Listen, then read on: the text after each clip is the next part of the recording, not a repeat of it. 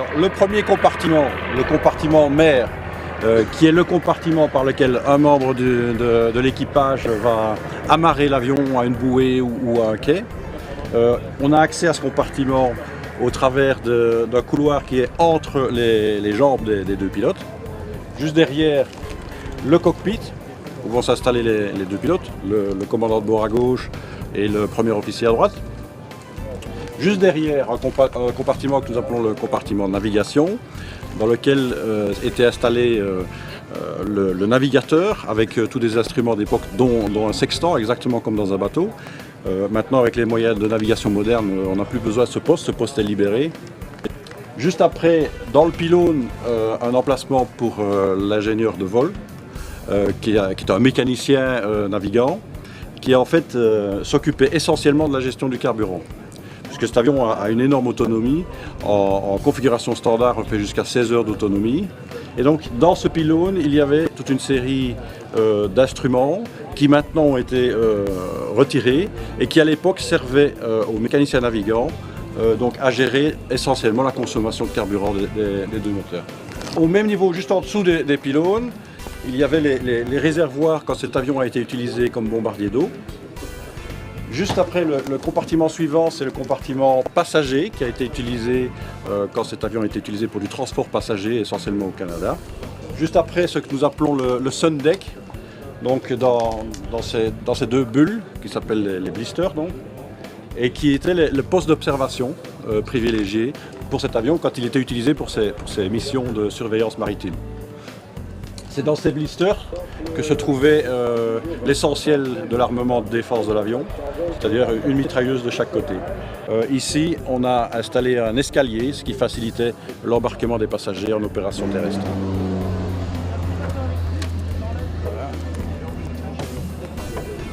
Voilà, alors ici donc, on est dans ce que nous appelons le sun deck, donc en dessous des blisters. Et vous voyez que la visibilité extérieure est tout à fait fantastique. Les blisters vont pratiquement jusqu'au-dessus, donc si vous êtes assis ici, et en plus ces blisters peuvent être ouverts en vol, ils pivotent, voilà. Et ça, donc, ça donne d'abord un poste d'observation fantastique et un poste aussi pour filmer en vol qui est tout à fait exceptionnel.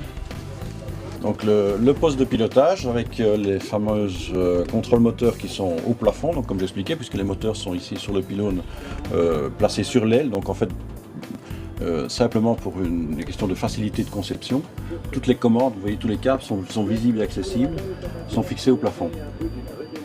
Les manettes des gaz, les manettes d'hélice, alors petite particularité de cet avion, les commandes de mixture sont à l'arrière. Les commandes des réservoirs.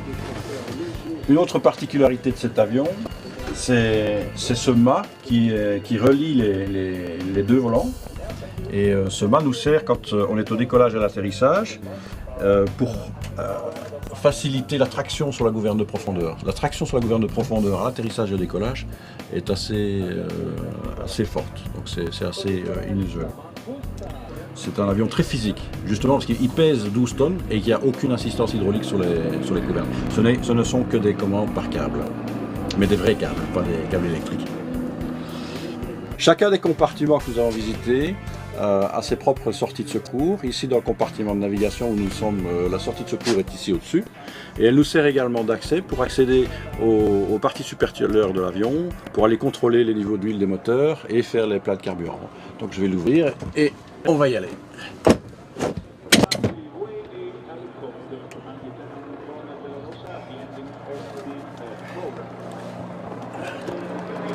Voilà, donc on est juste ici au-dessus du cockpit, entre les deux moteurs. Ce sont deux moteurs Pratt & Whitney 1830. Ils développent chacun 1200 chevaux. Et en fait, ce sont des gros moteurs en étoile, ce sont des doubles étoiles de 7 cylindres. Donc c'est 14 cylindres chaque moteur. Ces moteurs consomment environ 200 litres de carburant à l'heure. Et le carburant est un carburant finalement assez proche, c'est ce qu'on appelle de l'avgas. Et c'est du carburant assez proche du carburant automobile.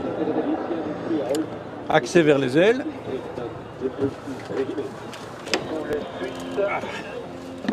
Deux énormes réservoirs, 6000 litres au total. C'est une caractéristique de cet avion, regardez, l'aile est extraordinaire. Regardez la tête qu'il a, la forme qu'il a, le truc. Donc il exprime déjà des choses hein, quand on le regarde. Donc, alors vous pensez bien, quand on est aux commandes, on a un sentiment de fierté, on va dire. Une légende vivante, bien sûr, avec toute son histoire. Quand on regarde cette envergure, quand on regarde, je dirais, cette puissance potentielle, quand on se met à bord, quand on se met aux commandes, eh bien, on devient très modeste. Hein. On apprend l'humilité quand on pilote ce genre de machine. Regardez-le, c'est un avion de Jules Verne. C'est un avion qui aurait pu être dessiné par Jules Verne. Je pense que si Jules Verne l'avait connu, il aurait raconté 20 000 lieues dans les étoiles.